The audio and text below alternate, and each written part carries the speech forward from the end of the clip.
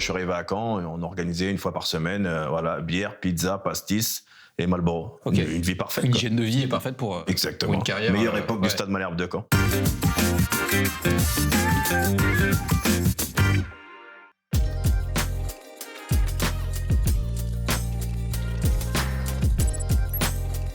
Salut Brahim, tu peux te présenter en quelques mots ? Salut Yann, Brahim Thiam, 46 ans, retraité, heureux, fin de carrière, poisson du signe astrologique, tout va bien. Ok, c'est important que tu me donnes ton signe astrologique. Très important. Ça n'aurait pas été la même interview sinon. Exactement. Ok, je vais changer quelques trucs. Est-ce que tu peux te décrire en 3 mots ? Entier, honnête et justicier. Justicier, ok. Ouais. Bon, évidemment, tu vas t'expliquer là-dessus. Oui, justicier parce que je combats l'injustice, quelle qu'elle soit.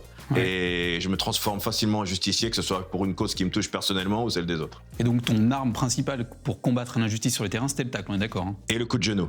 Et le coup de genou, ouais. Pas oublier. Ouais, exactement. Toujours à hauteur de la gorge. Toujours, ouais. Pour bien que ça ait un impact. C'est plus efficace. Évidemment. D'accord. Ta carrière en 3 mots ? Optimisé, bien payé et fierté. Ok, ça fait 4 mots, mais j'accepte. Ouais. Et fierté, pourquoi ? Fierté parce que c'était mon rêve depuis que je suis tout petit. C'est ce que j'avais dit à mon prof de 5e quand il m'avait engueulé parce que j'avais pas ramené un devoir. Je lui ai dit je m'en fous, je serai footballeur. Et j'ai réussi. Parce que t'as été petit un jour ? Un jour, ouais, parce que c'est pas évident là. De 0 à 15 ans, parce que depuis 15 ans je fais la même taille. Ton prof de 5e devait flipper quand même. Je me demandais quel est le summum de ta carrière ? Ta place de vice-champion de Ligue 2 avec Caen ou ton transfert avorté à Crystal Palace ? Mon transfert avorté à Crystal Palace. C'est le summum qui n'a pas eu lieu. Ouais, c'est ça. Ouais, c'est ça le paradoxe. C'est triste pour toi ? C'est un souvenir triste ? Non, c'est pas triste parce que c'était écrit, mais je pense que j'avais un vrai tremplin à prendre et on m'a empêché de le prendre. Ouais. C'est pas que je l'ai pas pris, c'est qu'on m'a empêché de le prendre. Ouais. À l'époque, mon président, mais voilà, si j'avais été peut-être à Crystal Palace, je t'aurais pas connu, c'est dommage. Bah, moi, personnellement, ça m'aurait peiné. Non, je préfère même pas y penser, en fait. Et d'ailleurs, à Crystal Palace, tu as dit que pendant les tests que tu as fait pour eux, tu as marqué un but du milieu de terrain. Ouais. Et évidemment, tu l'as dit, mais il n'y a aucune image de ça. Non, il n'y a qu'une image, juste mon honnêteté. Ouais. Tu aurais même pu dire j'ai mis une reprise de volée du milieu de terrain tant qu'à faire. Oui, j'aurais pu inventer ce que tu veux, il n'y avait pas de vidéo, pas de. T'as inventé, mais un peu quoi. Ouais, un petit peu. Alors peut-être que j'étais un petit peu dans la partie de terrain adverse, mais j'avais un problème de notion en mathématiques, j'étais pas très fort. C'était la surface de réparation en fait, c'est ça. Voilà, exactement. Okay. C'est un penalty en fait. T'as mis un penalty, génial. Et d'ailleurs, à propos de la première ligue, tu as déclaré l'Angleterre me convenait parce que je pouvais mettre des coups à tout le monde. Exactement. Quand on lit de ce genre de déclaration, on se dit le mec n'y va pas du tout pour jouer au foot. Quoi. Non, mais c'est. J'ai voulu faire être boxeur à la base. D'accord. Voilà. Ma mère n'a pas voulu. Ouais. Donc j'ai fait du foot. Donc il a bien fallu qu'à un moment donné je me rattrape quelque part. Oui, c'est ça. Ouais. Ouais. D'où ton style de jeu. Exactement. On m'a dit les pieds c'est des gants. Petit côté fighting quoi. Voilà. Ok, d'accord. Quel est le joueur qui t'a le plus impressionné dans ta carrière ? Bonne question. Celui qui m'a le plus impressionné c'est Steve Savida. Parce que vu comme il fumait et vu les apéros qu'il faisait, vu comment il courait à la prairie, je sais pas si c'est lui qui faisait les deux choses en même temps. Je crois qu'il y avait 2 êtres différents. Ouais. Mais c'était incroyable. C'est-à-dire que moi, on faisait un apéro, après le lendemain, pour faire 20 minutes de prairie, je prenais un Walkman, je prenais une clope et tout ça, je pouvais pas le faire, tu vois. Ouais, voilà. D'accord. Et comme j'avais Franck Dumas comme entraîneur, donc ça allait. Ouais, déjà que c'était pas vraiment ton truc, l'endurance. C'était pas du tout mon truc. Non, c'était une arnaque, moi. Bah ouais, on en parlera après, mais effectivement. C'est toi qui as dit le mot. Non, mais je te tends la perche. J'aimerais pas que tu te sentes mal à l'aise pour me le dire. Ah non, mais t'inquiète pas, de toute façon, ça revient souvent dans ta bio, quoi. Quel est le joueur qui t'a le moins impressionné ? En gros, quelle a été la plus belle imposture que tu as rencontrée sur un terrain de foot ? Une imposture. Par Vincent Candela, bien sûr. Parce que tout le monde est au courant. Oui, Vincent, c'était une imposture, mais il a réussi, lui. Ouais, c'est fou. Ouais. Je dirais un mec qui s'appelait Karl Svensson qui jouait avec moi à Caen, un défenseur central suédois. Ouais. Il est venu pour prendre ma place et il est reparti en fauteuil roulant, qu'est-ce que tu lui as fait ? Non, à la rame. Non, on l'a évincé. Je crois qu'il s'était fait les croisés. Est-ce qu'on l'a revu après ? Tu me fais peur. Écoute, je crois qu'après, on l'a pas revu. T'es à Caen, c'est ça ? À Caen, ouais. Donc si un jour on retrouve un mec dans une dalle de béton, c'est lui. Pendant que certains sportifs mènent une vie quasi monacale, afin d'être au top physiquement et d'être les plus performants possibles, je sens que tu vois où je veux en venir. Du tout. Toi, lorsque tu jouais à Caen, tu organisais des soirées pastis et pizza. Est-ce que tu penses qu'avec un peu plus de sérieux, tu aurais pu être un vrai joueur de foot ? Pas du tout. Moi, je pense que j'aurais été une merguez si j'avais été trop sérieux. D'accord. Parce que je pense que mon corps a été incompatible avec trop d'eau quotidiennement. Ouais. Pas assez de nicotine. D'accord. Et encore moins de calories. Donc je me suis attaché à toujours mettre ça au centre un petit peu de ma vie quotidienne.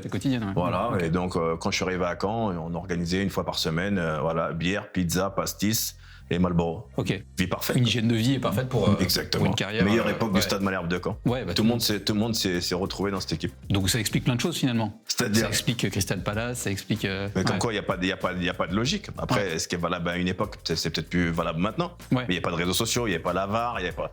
Quel rapport avec la VAR? La VAR, c'est-à-dire qu'on n'était pas pris par la patrouille, que ce soit sur le terrain ou dehors. D'accord.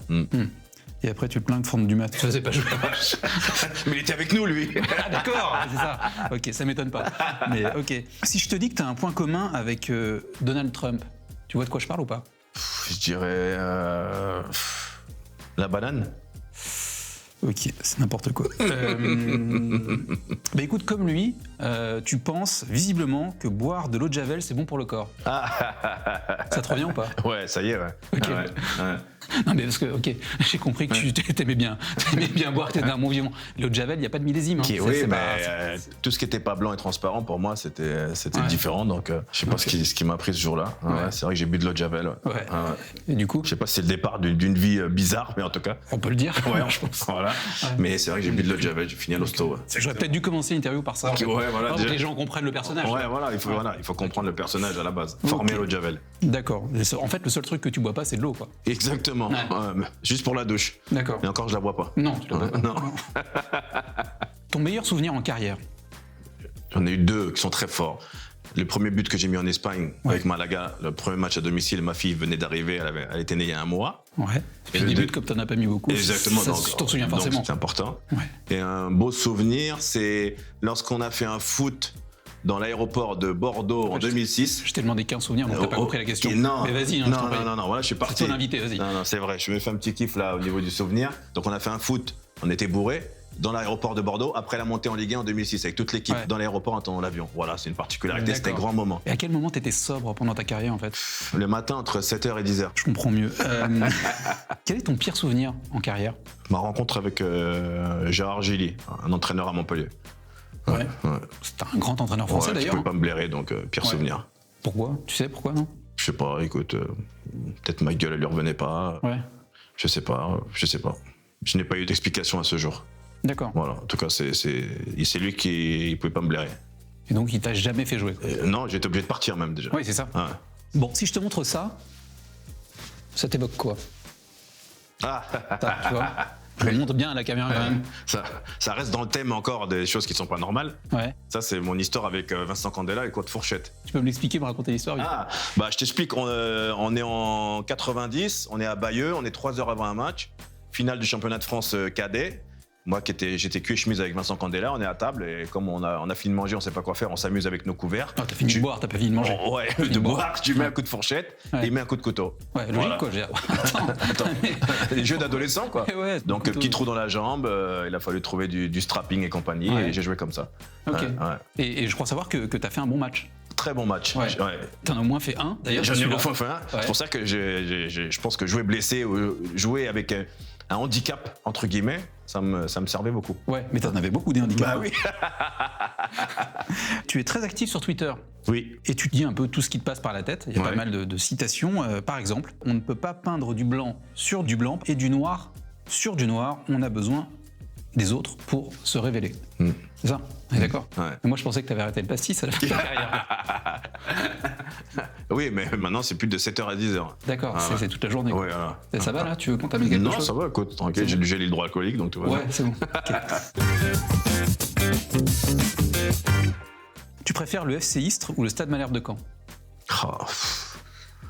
De toute façon, tu vas te mettre tout un public et une ville ado. Stade Malherbe de Caen. Ok. C'est mes plus belles années.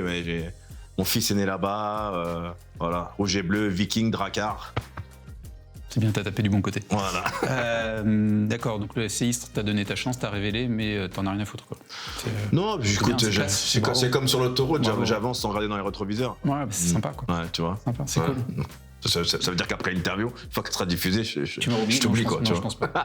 Je pense pas, je t'assure. Je pense que tu vas m'appeler demain, tu vas voir qu'on se fasse un foot, une soirée pastis et pizza. Tu aurais préféré gagner une Coupe d'Afrique des Nations avec le Mali ou un championnat d'Europe avec la France? Une Coupe d'Afrique avec le Mali. Sachant que les deux sont impossibles de toute façon. Exactement. De toute façon, t'aurais pas joué la finale ou t'aurais pas. Non, déjà d'une. Donc la plus probable, c'est de jouer une finale et de gagner une CAN avec le Mali. Ouais, on est dans la fiction pure, hein, mais. D'accord. Donc dans la réalité, c'était une CAN avec le Mali. Ouais, et pourquoi? Parce que ça rendrait fier ma famille et le peuple malien qu'en aurait eu besoin sur le long terme. Voilà. D'accord. Ils savent qui t'es, que le peuple malien? Oui, ouais. Sûr? Capitaine Thiam. Le chant qui m'a marqué, c'est en Espagne, moi. Ouais, mais c'est bien. C'est à Malaga. Ouais, donc ça va être en espagnol, du coup. Ouais, ça va être en espagnol. Okay. Donc tu pourras mettre une traduction au cas où tu parles pas espagnol. Non, moi je parle toutes les langues. C'était Malaga, la bombonera, flor de la costa del sol, un equipo de primera en el fútbol espagnol. Malaga! Voilà. Quand tu te fais un truc, t'es à fond. Ah ouais, là, moi. De toute façon, je voulais être footballeur ou chanteur. C'est vrai? Ouais. Okay. Donc tu vois. Ouais. Non, mais footballeur, c'est mieux quand même. Mais écoute, non, depuis qu'on fait cadrer, je pense que je n'ai jamais vu une interprétation aussi vivante et aussi juste. Ça me ressemble. Ouais. Voilà, je fais les choses avec le cœur. Ouais, calme-toi quand même. Bon, c'est fini, c'est déjà fini. Déjà? Ouais. Bah dis donc. T'es triste? Bah ouais. On se referait dès que tu veux. On va se revoir. Une autre session, avec plaisir. Avec plaisir. Ouais. Bon, en tout cas, merci Brahim, merci beaucoup. Merci à toi Yann, au plaisir.